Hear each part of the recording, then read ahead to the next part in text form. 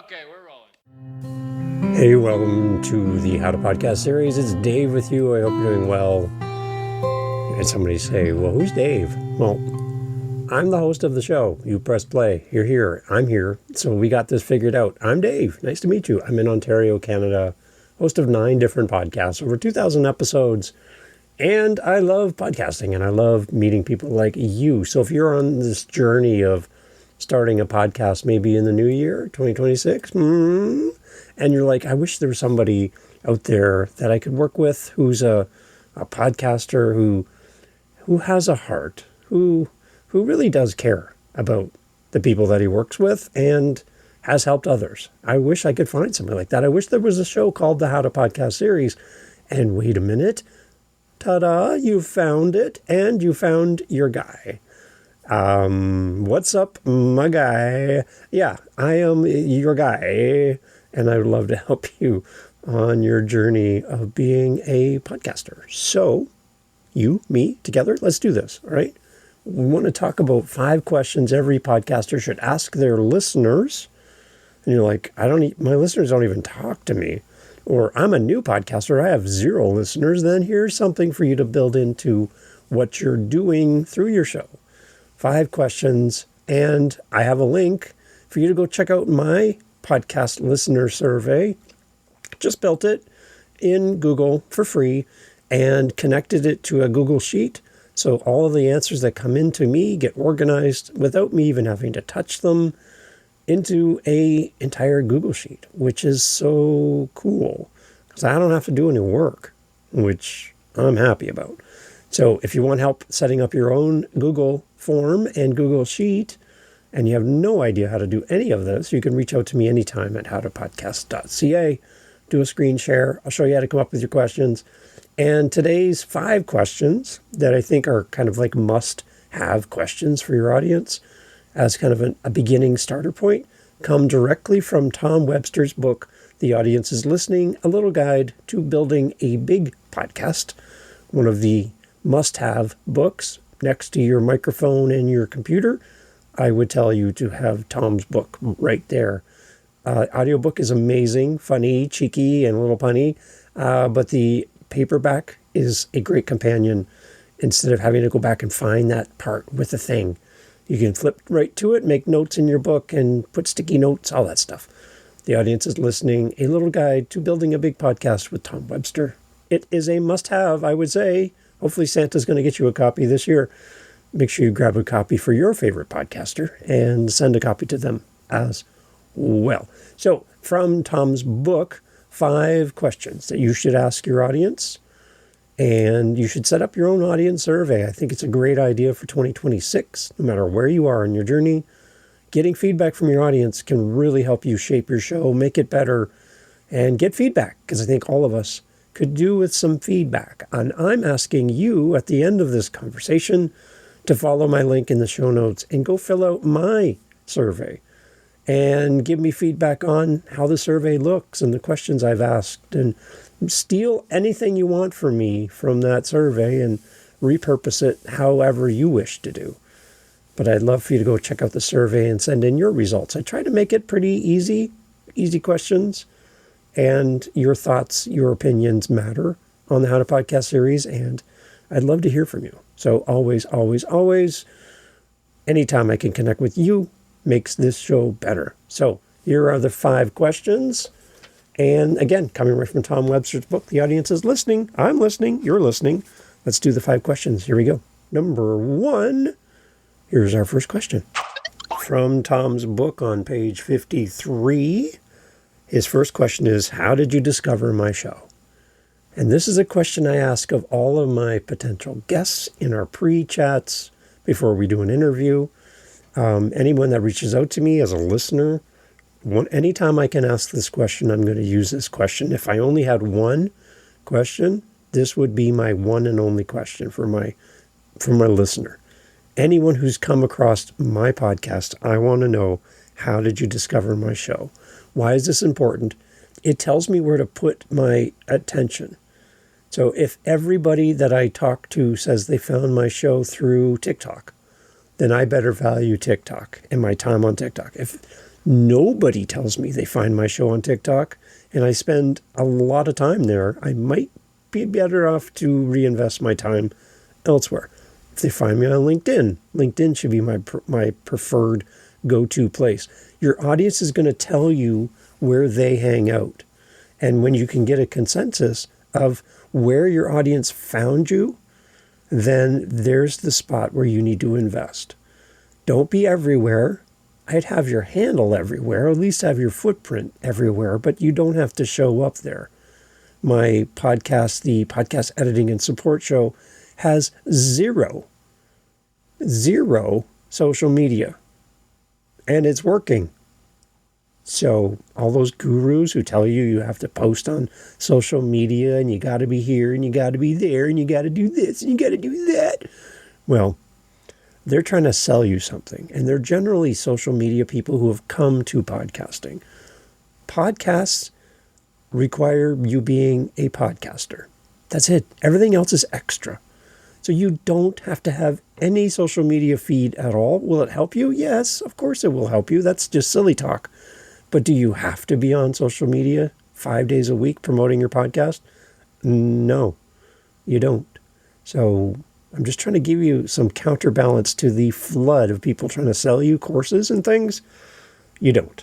So find out where your audience has found your show and do that more often. If your audience tells you, I heard you on a podcast and you were a guest on a show, then be a guest on more shows. You just got the answer. Like, do the things that people are telling you that you've done. For the How to Podcast series, often the answer comes back, well, I typed into Apple how to podcast and your show came up. I went on YouTube and typed in how to podcast and there's Dave. So it's in the name of my show. That's all I need is just to rest on the fact that my show's got a great name that'll bring people to me because it's named appropriate to the content. So that's been a frequent answer on when I ask people. The other answer I'm getting often is I found you on YouTube and then I went to Apple. I found you on YouTube, then I went to Spotify or Audible or something else. But they found me on YouTube first. So if you're not even on YouTube at all in any form whatsoever, you don't have a chance to be found at all. So you want to be where people are. And there's more people on YouTube than there are in audio podcasts as listeners. That's just a fact. There are just more users on YouTube. So whether or not you want to be a YouTube first podcast, that's up to you, but be there. Be there in some form. Little video clips about your episodes, full-length audio podcasts that are remade into videos on YouTube, full video podcasts with multiple cameras and nice setups. Whatever you can do, be there in some form or another. Your audience is already there, and they will follow you back to wherever you release your podcast. And a lot of people switch back to audio. So do what you want, all right? Do what you can with what you have where you are. But how did you discover my show? That's the first question. What's question number 2? Oh, Mr. Tom Webster. Oh, that's easy. Here's number 2. Question number 2 is simply, what other podcasts do you listen to? What other podcasts do you listen to? This might be related to your topic. So I have Dad Space. So if I ask a Dad Space listener, what else do you listen to? They might say gardening, camping, business, mindset, another dad podcast. Oh, how dare you? Whatever, right? You want to find out what other shows your listeners listen to. So that would be question number 2. What else do you listen to? What are you finding value in? You might find an extended audience that would be interested in your topic just by asking this question. So find out how well-rounded your audience is by asking them what other podcasts that they listen to. It's a great question. And leave the door open. Get them to answer and get them to give you feedback. Because, again, your audience might be bigger than you think. And there might be opportunities for you to get on other shows in other like or adjacent to topics that would bring more people back to you. So find out, what other podcasts do you listen to? Question 3 from Mr. Tom Webster is right here. What do you think question 3 is? Well, I'll tell you. Question 3 is, would you make this show shorter or longer? That's pretty straightforward. Do you want more of Dave or do you want less of Dave? If there was a big dial that you could turn either way, What would you like? Would you like less episodes or more episodes? Longer episodes, shorter episodes?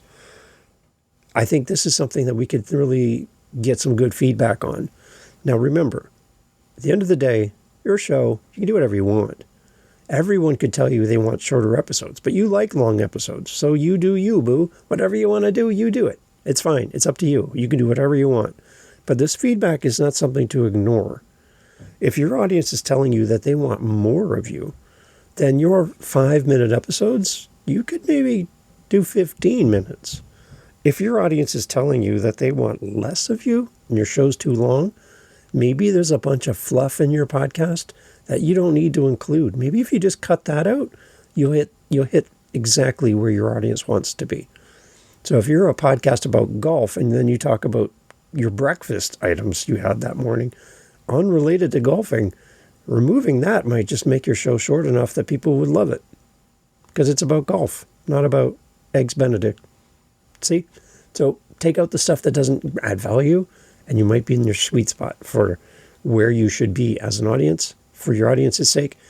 That's good feedback. Would you make this show shorter or longer? Great question to ask your audience. Question number 4, we're getting close to question 5, and I know you're excited about this, but question 4 is a question that you should ask every listener that you can. From Tom's book, the audience is listening. Question 4, what is it? Dave, what is it? Question 4 is pretty simple. Think about a friend or a family member who would like this show. So I'm asking you. Think of a family member or a friend that would like the How to Podcast series. You thinking of them? You got them in your mind? You're thinking of them? You can see their face? Okay. Tell me about that person. Explain that person to me. Who are they? Who are they to you? What about them do you think would be a reason for them to like the show? Why would they be interested in this podcast? What about them would be a connection point between this show and with them? It's an interesting question.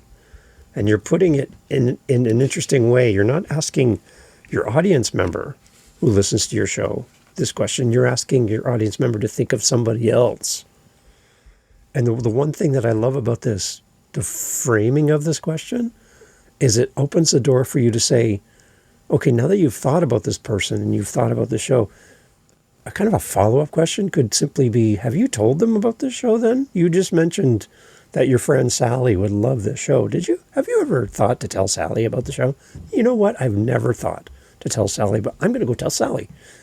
Interesting, right? You're kind of leading the witness here, and I love it. So, Tom, great question. Question number 5, as we wrap up the 5 questions that you should ask your audience, comes again from Tom's book, The Audience is Listening, A Little Guide to Building a Big Podcast, and this is on page 56. Here we go. Question number 5, and I know you're excited, so am I. Hold on, here we go. If this show, this very show you're listening to right now, the How to Podcast series, if the How to Podcast series were to die tomorrow, cease to exist, no more, nada, gone, bye-bye, Elvis has left the building. It's gone. If this show was never to be produced again, what is one thing, if any, that you would miss if this podcast stopped today or tomorrow? What's one thing that you would miss?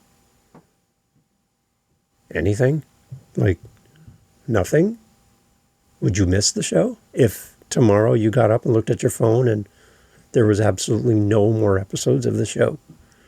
I just decided to stop and didn't give you any warning. You just canceled everything. Would you miss anything at all? Hopefully, something. What is it? What would you miss? And why is this important? This is the connection. This speaks to the connection between you and your audience. And the value they get could be the content, could be you as a companion, could be the routine, could be the guests, it could be the tone of the show. There could be so many things here. But if this show was to die tomorrow, never to be produced again, what is one thing, if any, that you would miss? Interesting. Think about that from the context of your show. What do you think your listeners would say? What would they miss? your goofy jokes, your humor, your lighthearted conversations, your deep philosophical questions, your guests. What is it? What would they miss if your show just stopped tomorrow and that was it? We're done. Interesting. So there's a lot of great stuff in here, and I would tell you to read through Tom's book. He calls them episodes. He doesn't call them chapters. So episode 3 and episode 4, chapter 3, chapter 4 of Tom's book has a lot to talk about around your listener surveys.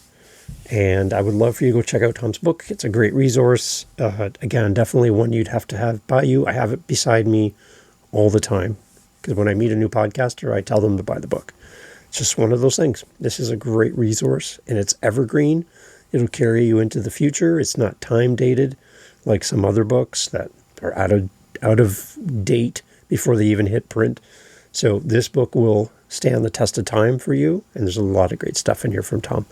So I have a link for you in the show notes for Tom, and I'll have a link to my new survey for the How to Podcast series. Oh, yes, that's right. If you're still here listening to this podcast, you are exactly the person I want to hear from. Having you stick around to the end of the episode is a great indicator for any app, no matter what it is, that this is a good podcast worth promoting to other people who don't know about it. So your attention span to this point is a signal to whenever YouTube, Audible, Apple, Spotify, fill in the blank. It is a great indication that this is worthwhile content. Just you being here right now. So you're the person I want to respond to this new survey that I have for the How to Podcast series. It'll only take you a minute or two to fill in. Simple questions. It's not super deep. You don't have to write War and Peace. Just give me your thoughts.